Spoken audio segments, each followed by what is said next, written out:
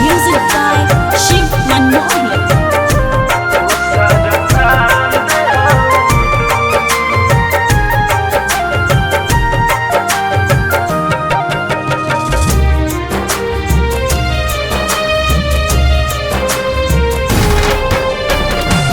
एगो चांद के सबके जाने, दूसरा चांद हो तू।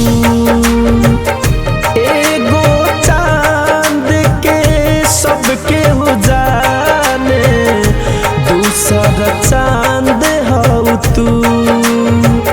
सातों रंग के सबके पता बा, आठवां रंग हो तू।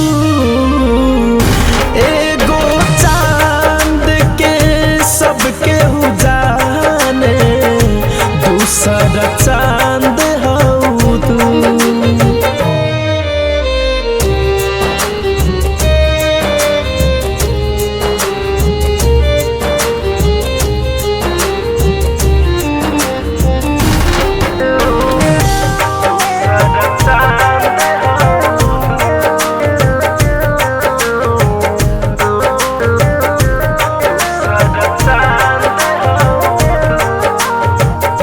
भोर के किरनिया चमके जैसे, रूपवा तुहार गोरी लागे वैसे।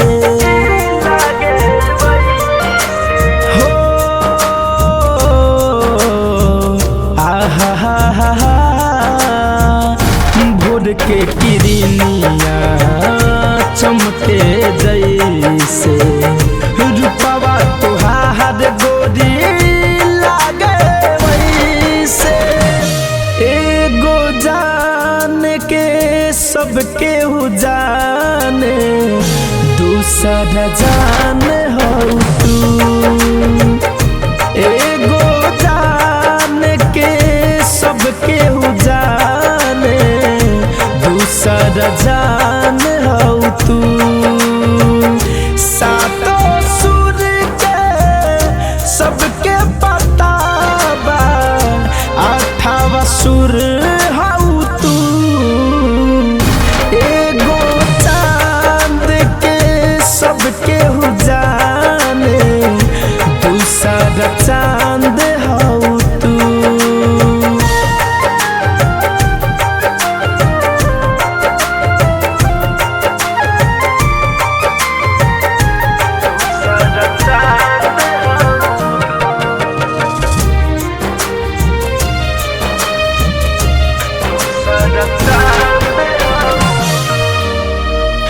बनवा में जबो जबो गावे कोयलिया, बोले मीठा मीठा लागे बोलिया।